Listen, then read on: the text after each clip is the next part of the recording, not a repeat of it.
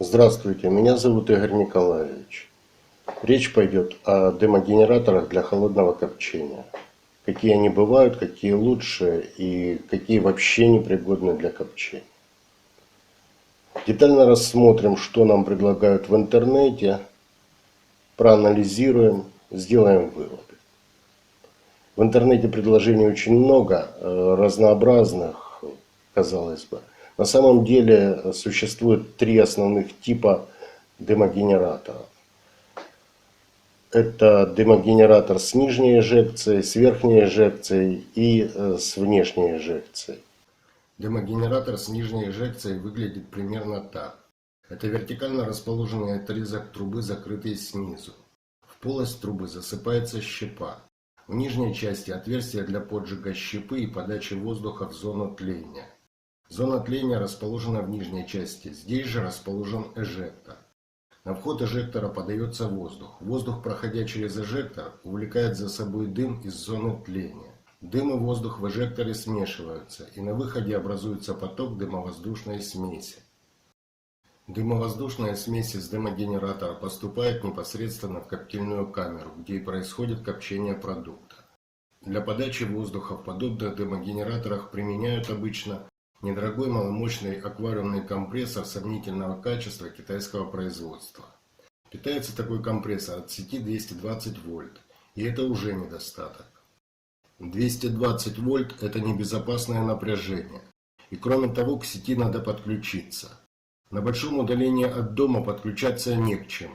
Коптильня будет находиться на значительном расстоянии от дома. Если коптильню расположить возле дома, то дым через открытые окна будет проникать в помещение, а это весьма нежелательно. Значит, для подключения компрессора к сети потребуется удлинитель. Такой удлинитель стоит от 30 условных единиц и выше. Любые дополнительные расходы – это уже недостаток. Кроме того, подключив удлинитель к сети в доме, кабель нужно будет проложить через двор, через сад, по земле, по траве.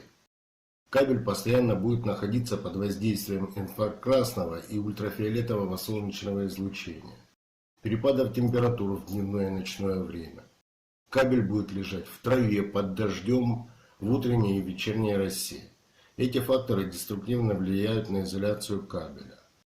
При этом по двору ходите вы, ходят ваши родные, наступают на кабель, спотыкаются через него. А если повредится изоляция? А если пробьет? А если короткое замыкание? Что сгорит? Компрессор, кабель или розетка в доме? Или проводка в доме? Или сухая трава у дома загорится? Не знаю, как вам, для меня это уже неприемлемый недостаток. Что мы имеем на входе эжектора? Интенсивность потока мы не можем контролировать и не можем регулировать. А контролировать и регулировать надо, чтобы добиться стабильного тления при минимальной температуре. На выходе дымогенератора плотность коптильной смеси фиксирована. Она неизменна и определена конструкцией эжектора. Мы не можем контролировать и регулировать процентное соотношение дым-воздух в смеси, а контролировать и регулировать надо. Если недостаточно дыма, то смесь бедная, в ней мало коптильных веществ. Если недостаточно воздуха, то не проходят окислительные процессы, в смеси образуются коптильные вещества в недостаточном количестве. И в том и в другом случае продолжительность копчения значительно возрастет. Увеличится расход щепы. Теперь о качестве дыма. Эжектор находится непосредственно в зоне тления, следовательно разогревается. Воздух, проходя через эжектор, также разогревается. Забор дыма происходит из зоны тления.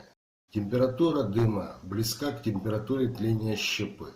То есть на выходе температура дымовоздушной смеси будет очень высокой, неприемлемой для холодного копчения.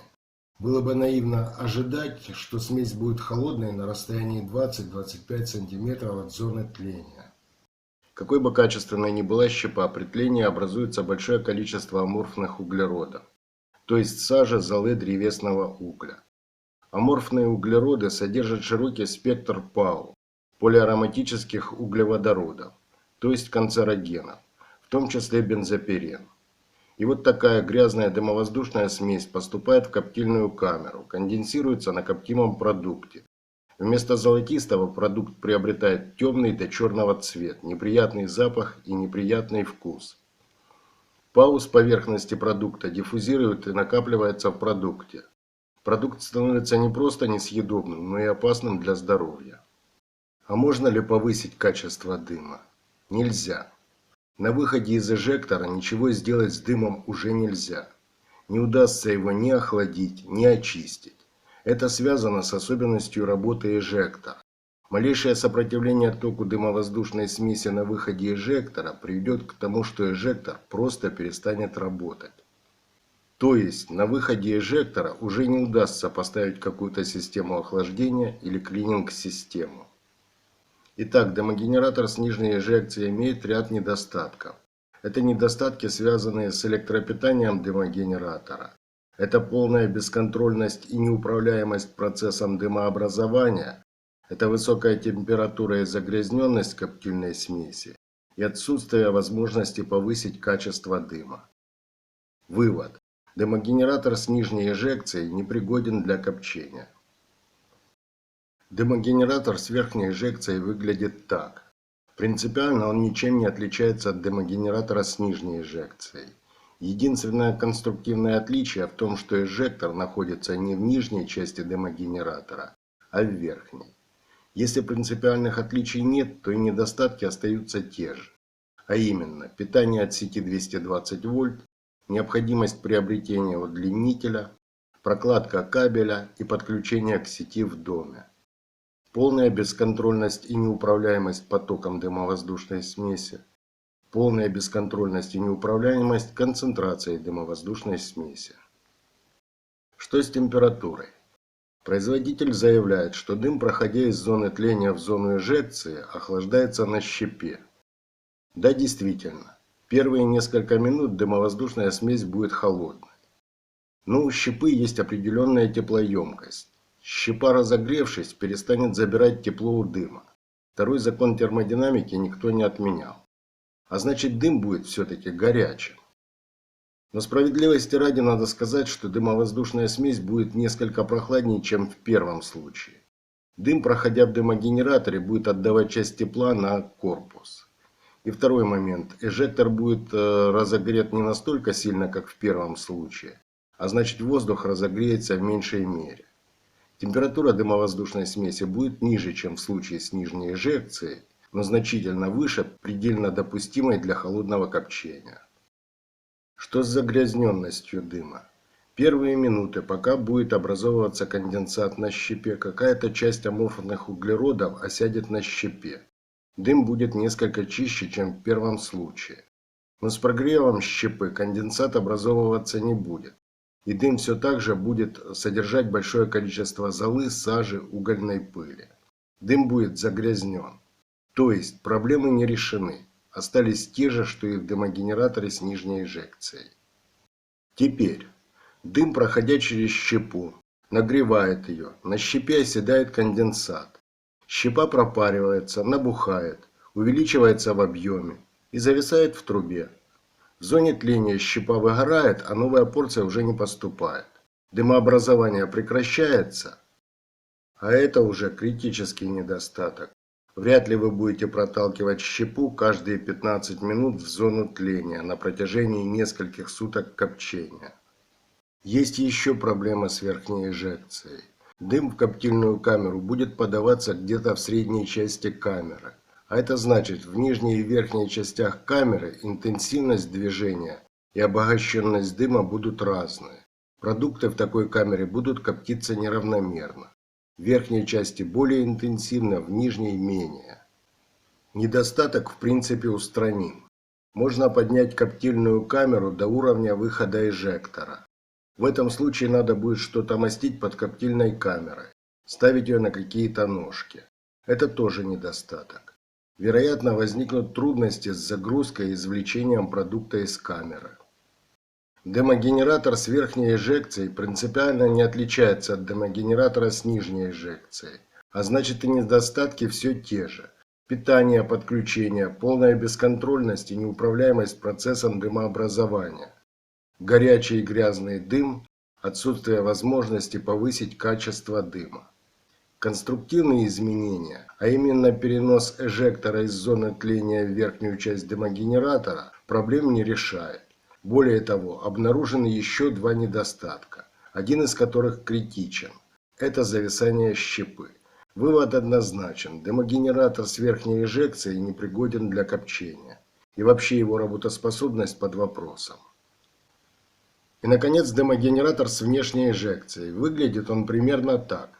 Принципиально он не отличается от дымогенераторов, рассмотренных ранее. Конструктивно эжектор вынесен из дымогенератора. На вход эжектора все так же подается воздух, а забор дыма производится посредством дымовода. Проходя по дымоводу, дым существенно охлаждается, и на стенках дымовода образуется большое количество конденсата. Для отведения и сбора конденсата в конструкции предусмотрена дренажная емкость. Обычно это банка с резьбовой крышкой. Крышка закреплена на дымоводе, банка выкручивается из крышки, из банки сливается конденсат, и банка снова вкручивается в крышку. Наличие дренажной емкости определяет высоту, на которой происходит забор дыма. Где-то в средней части дымогенератора. В таком случае между выходом дыма и зоной тления существует участок, на котором через щепу проходит горячий дым. На щепе образуется конденсат, щепа набухает, образует пробку, щепа зависает так же, как в случае с верхней эжекцией. Забор дыма из дымогенератора расположен высоко. Выход эжектора расположен еще выше, а значит и подача дыма в коптильную камеру будет где-то посредине камеры. С таким недостатком мы уже столкнулись в случае с дымогенератором с верхней эжекцией. При этом копчение будет неравномерно. Но и остаются все те же недостатки с питанием и подключением. Все так же интенсивность потока не контролируется и не регулируется, все так же не контролируется и не регулируется плотность коптильной смеси. Как я уже говорил, проходя по дымоводу, дым существенно охлаждается. В дымоводе образуется конденсат. Причем не только на стенках дымовода, но и на частицах сажи. В дымоводе образуется мелкодисперсная водяная пыль. Мелкие капельки воды, в которых ядрами являются частицы сажи. Какая-то часть пыли вместе с конденсатом уходит в дренажную емкость. То есть какая-то очистка дыма уже происходит. Пусть грубая, недостаточная, но все-таки очистка. Большая часть водяной пыли с сажей все-таки попадает в коптильную камеру и оседает на коптимом продукте. Вообще-то, чем ниже температура дыма на входе в эжектор и чем длиннее дымовод, тем глубже и тоньше очистка дыма. Но так как дымовод короткий, он быстро прогреется, дым будет остывать меньше, и температура дымовоздушной смеси превысит максимально допустимую для холодного копчения. При этом очистка дыма будет недостаточна. Можно ли это исправить? Возможно удлинить дымовод, тем самым снизить температуру дыма и, как следствие, повысить степень очистки. К сожалению, нет. Вертикальный участок дымовода удлинить нельзя. Эжектор и без того высоко расположен, выше поднимать просто некуда. В интернете предлагают его расширить для увеличения площади радиации. Внутрь поместить какие-то рассекатели, винтовые системы для обеспечения большего соприкосновения дыма с поверхностью радиатора, ну и в таком роде. Какой-то временный эффект, наверное, будет, но все это прогреется через несколько минут. Перестанет забирать тепло. Система войдет в равновесие, при котором температура дымовоздушной смеси будет значительно выше предельно допустимой. Это та же история, что с охлаждением дыма на щепе в случае с верхней эжекцией. Может увеличить горизонтальный участок дымовода? Я попытался. Еще до начала испытаний было понятно, что коптить рыбу холодным способом не получится. При температуре воздуха за бортом 30 градусов температуру дыма ниже этого значения получить не удастся. Это противоречит второму закону термодинамики. А 30 градусов и выше – это температура денатурации белков рыбы. То есть при температуре дымовоздушной смеси выше 30 градусов, помимо копчения, будет идти процесс термической обработки рыбы. Но может с мясом получится. Я удлинил горизонтальный участок дымовода на 1,5 метра. Вот этот участок. Все было замечательно, дым был холодный, минут 15. Затем труба основательно прогрелась, и когда на выходе эжектора температура дымовоздушной смеси достигла 43 градусов, это температура денатурации животных белков, и продолжила расти, я остановил испытание с отрицательным результатом. То есть, даже значительные исправления и доработки не решают вопрос с температурой и очисткой дыма в этой конструкции. И все те же недостатки, и все так же дымогенератор непригоден для копчения. Ну и что в итоге? Получается, в интернете нет дымогенераторов, пригодных для копчения? Ну, выходит так. Я не встречал. Так что, и коптилен холодного копчения нет? В интернете нет. У меня есть. Мне удалось решить вышеописанные проблемы. Я построил правильную коптильню. Но это уже тема следующего видео. А пока, если информация была полезна, палец вверх.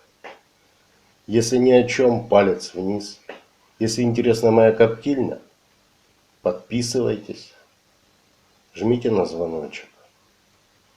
А пока, чтобы никто не назвал меня злобным критиканом или криворуким теоретиком, я демонстрирую свою коптильню. Пока без комментариев.